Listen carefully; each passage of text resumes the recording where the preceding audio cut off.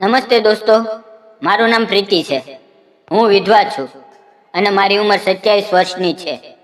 મેં 12મા ધોરણ સુધી અભ્યાસ કર્યો છે. મારા ઘરની આર્થિક સ્થિતિ ખૂબ નબળી હતી અને મારી પાછળ મારા 2 નાના ભાઈઓ હતા. આથી મારા માતા પિતાએ અમારા બધાના લગ્ન જલ્દીથી કરી દેવાનું નક્કી કર્યું હતું. તેઓ અમને વધુ ભણાવી શક્યા નહીં. હું દેખાવમાં ખૂબ જ આકર્ષક હતી. ગોરો રંગ, મોટી આંખો, લાંબા કાળા વાળ, મધ્યમ કદ કાઠી અને સુંદર શરીર. આથી મારા માટે ઘણા સારા સંબંધ આવવા લાગ્યા. એવો જ એક સંબંધ મારા માટે આવ્યો હતો. તેનું નામ રાહુલ હતું. તેને પોતાનું નાનું ગેસ્ટ હાઉસ હતું અને તે જાતે જ તેને ચલાવતો હતો. તેના ઘરની હાલત મધ્યમ હતી, પરંતુ તેના માતા પિતા જીવતા નહોતા. તેને ફક્ત એક ભાઈ હતો, જેના લગ્ન પહેલા થઈ ગયા હતા. રાહુલ ખૂબ જ હોશિયાર અને સુંદર હતો. અમારા લગ્ન થયા. અમે બંને એકબીજાને ખૂબ પ્રેમ કરતા હતા અને એકબીજા પર જાન છાંટતા હતા. રાહુલ મારી દરેક નાની મોટી જરૂરિયાતનું ધ્યાન રાખતો. હું પણ તેને ખૂબ પ્રેમ આપતી. ધીમે ધીમે ગેસ્ટ હાઉસમાં મહેમાનોની સંખ્યા વધવા લાગી. તેથી રાહુલે અમિત નામના એક યુવકને કામ પર રાખ્યો. અમિત તેનો જૂનો મિત્ર હતો અને ખૂબ જ આકર્ષક હતો. જ્યારે અમે બહાર ફરવા જતા કે કોઈ કામ માટે બહાર હોઈએ, ત્યારે અમિત એકલો ગેસ્ટ હાઉસ સંભાળતો. રાહુલને અમિત ઉપર સંપૂર્ણ વિશ્વાસ હતો, કારણ કે તે ખૂબ ઈમાનદાર હતો. તેના ઘરની આર્થિક સ્થિતિ થોડી નબળી હતી, પરંતુ તે ખૂબ મહેનતુ અને સારી રીતે કામ કરતો. હવે આવી જ રીતે કેટલાક મહિનાઓ વીતી ગયા. અમારા લગ્નને લગભગ 1.5 વર્ષ થઈ ગયું. એક દિવસ રાહુલ અને અમિત નવા ફર્નિચર અને સામાન લેવા અમદાવાદ ગયા હતા. તે દિવસે રાત્રે ખૂબ વરસાદ પડી રહ્યો હતો અને રસ્તા પર અંધારું હતું. તે જ સમયે તેમની કારનો અકસ્માત થયો. રાહુલ કાર ચલાવતો હતો, તેથી તેને છાતીમાં અને માથામાં ગંભીર ઈજા થઈ. અમિત તેની સાથે હતો. તેને હોસ્પિટલમાં લઈ જવામાં આવ્યા, પરંતુ 4-5 દિવસ પછી રાહુલનું મૃત્યુ થઈ ગયું, કારણ કે તેની ઈજા ખૂબ ગંભીર હતી. મારે કોઈ સંતાન નહોતું. હું શું કરું, કંઈ સમજાતું નહોતું. હું સંપૂર્ણ રીતે તૂટી ગઈ હતી. મારા પતિના મૃત્યુ પછી હું 1-2 મહિના માટે મારા માતા પિતાના ઘરે ગઈ. તેમણે મને ખૂબ સમજાવવાનો પ્રયાસ કર્યો, પરંતુ મારે શું કરવું તે સમજાતું નહોતું. આ 2 મહિના દરમિયાન મારા પતિના મિત્ર અમિતે ગેસ્ટ હાઉસ ચલાવ્યું. પછી મેં સાસરે પાછા ફરવાનું નક્કી કર્યું. મારા માતા પિતા મને સાસરે મૂકવા આવ્યા. સાસરે આવ્યા પછી અમિતે મારી સાથે મુલાકાત કરી. તેણે મને છેલ્લા 2 મહિનાનો સંપૂર્ણ હિસાબ આપ્યો. મને પણ તેના પર વિશ્વાસ હતો. તેણે મળેલા બધા પૈસા મને આપી દીધા. મેં તેનો ખૂબ આભાર માન્યો. મારું ભણતર વધુ નહોતું, તેથી મને ગેસ્ટ હાઉસનો વ્યવહાર સમજાતો નહોતો. મેં અમિતને કહ્યું કે હવેથી તારે ગેસ્ટ હાઉસ સંભાળવું પડશે. હું તારો પગાર પણ વધારી દઈશ. ગેસ્ટ હાઉસની પાછળ મારું ઘર હતું. હું ઘરમાં એકલી રહેતી હતી. એકલી રહેવાને કારણે મને એવું લાગવા લાગ્યું હતું કે પતિ સાથે વિતાવેલી દરેક પળ અને તેનો પ્રેમ મને યાદ આવતો. રાત્રે મને ઊંઘ નહોતી આવતી. હું હંમેશા તેના વિશે જ વિચારતી રહેતી. હું ખરેખર પાગલોની જેમ વર્તન કરવા લાગી હતી. અમિત રોજ સાંજે ઘરે આવતો અને આખા દિવસનો હિસાબ આપતો. ગેસ્ટ હાઉસની ચાવી આપીને જતો. જો કોઈ સામાન મંગાવવો હોય તો તે જાતે ઓનલાઈન ઓર્ડર કરી લેતો. આમ જ દિવસો વીતવા લાગ્યા. હું ખૂબ કંટાળી ગઈ હતી. અમિત સાથે થોડી વાતો કરું તો મન હળવું થતું. એક દિવસ મેં નક્કી કર્યું કે હું ઘરમાં એકલી રહું છું, તો શા માટે નહીં અમિત સાથે ગેસ્ટ હાઉસમાં જઈને થોડી વાતો કરું અને થોડી મદદ પણ કરું. કારણ કે એકલા તેના પર ઘણું કામનું ભારણ હતું. બીજા દિવસથી હું ગેસ્ટ હાઉસમાં જઈને બેસવા લાગી. અમિત મને કોઈ કામ કરવા દેતો નહોતો. તે કહેતો, તમે માલકીન છો, બસ બેસો, ચિંતા ન કરો, હું બધું સંભાળી લઈશ. હું તેની સાથે વાતો કરતી. ધીમે ધીમે અમારી વાતો વધવા લાગી, અમારી નજરો મળવા લાગી. અમિત પણ મારી સાથે પ્રેમથી વાતો કરતો. તે મારું ખૂબ સન્માન કરતો. એક દિવસ વાતોમાં જ હું તેના પરિવાર વિશે પૂછવા લાગી. મેં પૂછ્યું, અમિત, તારા ઘરમાં કોણ કોણ છે? તારા લગ્ન થઈ ગયા છે? અમિતે કહ્યું, મારા ઘરમાં હું, મારી મા અને બહેન, અમે 3 જણ રહીએ છીએ. અમારા ઘરની હાલત ખૂબ ગરીબ છે. મારી પાસે કંઈ જમીન કે વ્યવસાય નથી, તેથી કોઈ છોકરી મને આપવા તૈયાર નથી. મેં કહ્યું, તારો સ્વભાવ આટલો સારો છે, તને હજુ સુધી છોકરી મળી જવી જોઈએ. પરંતુ અમિતે કહ્યું, આજકાલ સારો સ્વભાવ લોકોને પસંદ નથી. લોકોને પૈસા, મકાન કે સ્થિર નોકરી જોઈએ. આમ અમારી વાતો ધીરે ધીરે વધતી ગઈ. અમિત દેખાવમાં ખૂબ સારો હતો. તેની સાથે વાતો કરીને હું મારા પતિના દુઃખમાંથી બહાર નીકળવા લાગી. હવે હું થોડી થોડી પહેલા જેવી થવા લાગી હતી. પતિના મૃત્યુનું દુઃખ હું ભૂલવા લાગી અને અમિત તરફ આકર્ષાઈ રહી હતી, કારણ કે તેનો સ્વભાવ ખૂબ સારો હતો. એકવાર હું અચાનક બીમાર પડી. ધીરે ધીરે તાવ વધવા લાગ્યો.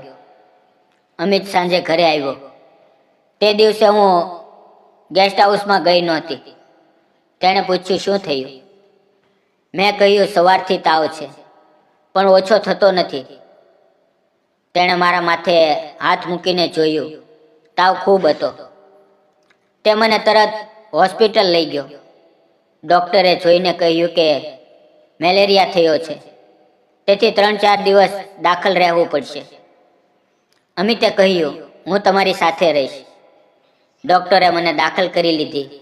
અમિતે મારા માટે ખૂબ દોડધામ કરી. દવાઓ લાવવી, મારા માટે ખાવાનું આયોજન કરવું, બધું તે કરતો હતો. 4 દિવસ રાત તે મારી સાથે જ રહ્યો. ઘરે પણ ન ગયો. તેણે ફક્ત ઘરે સંદેશો મોકલ્યો કે મારી માલકીન બીમાર છે, તેથી હું હોસ્પિટલમાં છું.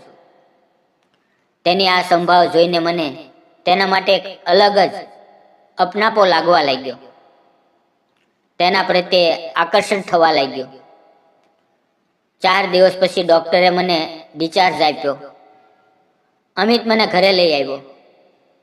હજુ પણ મારા શરીરમાં થોડી થોડી નબળાઈ હતી. અમિત તેના ઘરેથી મારા માટે ખાવાનો ડબ્બો લઈ આવતો. હવે આમ જ આગલા 4-5 દિવસ તેણે મારા માટે ખાવાનું લાવ્યો. તે ખૂબ સારો હતો. હવે હું સંપૂર્ણ રીતે ઠીક થઈ ગઈ હતી. હું ફરીથી ગેસ્ટ હાઉસમાં તેની સાથે મહેમાનોને રૂમ આપવા જતી. હવે અમારી વચ્ચે ખૂબ જ નિકટતા વધી ગઈ હતી. પરંતુ અમિત તરફથી કોઈ પ્રતિક્રિયા નહોતી મળતી. તે ખૂબ ઈમાનદાર હતો. ગેસ્ટ હાઉસની ચાવીઓ હંમેશા ઘરે જ રહેતી. રોજ સવારે અમિત આવીને ચાવીઓ લઈ જતો. પણ એકવાર સવારે હું કપડાં બદલી રહી હતી અને દરવાજો બંધ કરવાનું ભૂલી ગઈ હતી. ત્યારે અમિત ચાવી લેવા આવ્યો અને મને અચાનક જોઈ ગયો. અમે બંને શરમાઈ ગયા. તેણે તરત નજર ફેરવી લીધી. ચાવી લઈને ચાલ્યો ગયો અને કાંઈ બોલ્યો નહીં. મને અમિત પહેલેથી જ પસંદ હતો, પરંતુ હવે તેની સામે જવામાં શરમ આવવા લાગી. આથી તે દિવસે હું ગેસ્ટ હાઉસ ગઈ નહીં. તે એકલો જ કામ કરતો રહ્યો. બપોરે મેં તેને ફોન કર્યો અને કહ્યું, ખાવા માટે આવી જા. આજે આપણે અહીંયા ઘરે સાથે ખાઈશું, ગેસ્ટ હાઉસમાં નહીં. થોડી વાર પછી તે ડબ્બો લઈને આવ્યો. અને મેં ઘરનું ખાવાનું તૈયાર કર્યું. અમે બંને સાથે બેસીને ખાવા લાગ્યા. અમે ચોરી ચૂપે એકબીજાને જોતા હતા, પરંતુ કોઈ બોલતું નહોતું. ધીરે ધીરે ખાવાનું પૂરું થયું. ખાવાનું ખાઈને અમિતે કહ્યું, મને માફ કરો, મેં જાણી જોઈને તમને એ રીતે નહોતા જોયા. હું તો ફક્ત ચાવી લેવા આવ્યો હતો. મેં કહ્યું, સોરી ન બોલો, ખરેખર તો દરવાજો બંધ કરવાનું મને જ ભૂલાઈ ગયું હતું. એમાં મારી જ ભૂલ હતી. અમિત, એક વાત સાચે સાચી કહું, હું તને ખૂબ ગમે છે. છેલ્લા કેટલાય દિવસથી મને તારી સાથે ખૂબ સારું લાગે છે. જ્યારે હું હોસ્પિટલમાં હતી ત્યારે તે મારી ખૂબ સંભાળ લીધી. મારા પતિના મૃત્યુ પછી આ ગેસ્ટ હાઉસ તે એકલાએ સંભાળ્યું. જો તારી જગ્યાએ કોઈ બીજું હોત તો ગેસ્ટ હાઉસના પૈસામાં બેમાની કરી શકત. પરંતુ તું ખૂબ ઈમાનદાર છે. મારા પતિ નથી એ જાણીને કોઈ બીજું હોત તો મારી સાથે ખોટું વર્તન કરી શકત, પરંતુ તે એવું ન કર્યું. મારે તને એક વાત કહેવી છે. તું મને ખૂબ ગમે છે. હું તારી સાથે જીવન વિતાવવા માંગુ છું. પરંતુ અમિત કંઈ બોલ્યો નહીં અને મને કોઈ પ્રતિક્રિયા ન આપી. તે ચાલ્યો ગયો. મને સમજાતું નહોતું કે શું કરું. શું હું ખોટું તો નથી કરતી? ધીરે ધીરે સાંજના 7 વાગ્યા. 7 વાગ્યે ગેસ્ટ હાઉસ બંધ થાય છે. અમિત ચાવી આપવા આવ્યો, પરંતુ દરવાજો થોડો ખુલ્લો હતો, તેથી તે હોલમાં આવી ગયો. તેને હું દેખાય નહીં તો તે મને શોધતો શોધતો મારા બેડરૂમ પાસે આવી ગયો. હું એમ જ પડીને પંખા તરફ જોઈ રહી હતી. મને બિલકુલ ખ્યાલ નહોતો કે તે આવી ગયો છે. તેણે મને અવાજ આપ્યો. મેં તેની તરફ જોયું અને કહ્યું, અમિત. અમિત, હું જે વર્તન કરું છું એ ખોટું હતું, પરંતુ શું કરું, મને તારી સાથે ખૂબ સારું લાગે છે. અમિતે મારો હાથ પોતાના હાથમાં લીધો અને કહ્યું, તમારા પતિ એટલે કે રાહુલ મારા ખૂબ સારા મિત્ર હતા. તમે મને પસંદ કરો છો એ સાચું છે, અને મને પણ તમે ખૂબ ગમો છો. પરંતુ મારા મિત્રને આ રીતે દગો આપવો મને યોગ્ય નથી લાગતું. મેં કહ્યું, મારા પતિ પછી જો કોઈએ ખરેખર મારી ચિંતા કરી હોય તો તે ફક્ત તે જ કરી છે. જો તારી જગ્યાએ કોઈ બીજું હોત અને મારી સાથે ખોટું કરત તો તને કેવું લાગત? આમ કહેતા કહેતા અમે એકબીજાને સમય આપવા લાગ્યા. અમે એકબીજાને વધુ સારી રીતે જાણવા લાગ્યા. ત્યારે મેં નક્કી કર્યું કે જો હું અમિત સાથે લગ્ન કરી લઉં તો અમિતને કોઈ છોકરી નથી મળતી અને હું વિધવા છું. તો અમે લગ્ન કરીએ તો એનો પણ પ્રશ્ન હલ થઈ જાય. એક દિવસ જ્યારે અમિત બપોરે ખાવા આવ્યો ત્યારે મેં કહ્યું, જો આપણે લગ્ન કરી લઈએ તો શું નુકસાન છે? પછી અમે બંનેએ લગ્ન કર્યું કે અમે લગ્ન કરીશું. થોડા દિવસોમાં અમે લગ્ન કરી લીધા. હવે હું, અમિત અને તેની મા બહેન અમે બધા સાથે રહીએ છીએ. અમે એકબીજાને ખૂબ પ્રેમ કરીએ છીએ. હવે મને એક પતિનો સહારો મળ્યો અને અમિતને એક સમજદાર પત્ની મળી. મિત્રો, અમે બંને અમારા જીવનમાં ખૂબ ખુશ છીએ.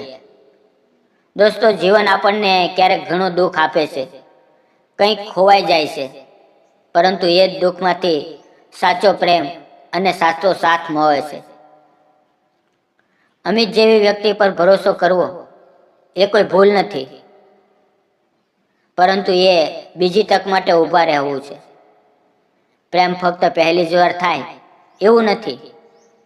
એ સાચી વ્યક્તિના કારણે ફરીથી થાય છે અને પછી આખી જિંદગી ટકે છે. જો તમને પણ પ્રેમમાં બીજી તક મળે તો ડરશો નહીં, એને સ્વીકારો દોસ્તો. દોસ્તો, મારી અને અમિતની આ પ્રેમ કહાની તમને કેવી લાગી? જો સારી લાગી હોય તો ચેનલને લાઈક, શેર અને સબસ્ક્રાઇબ કરવાનું ન ભૂલતા.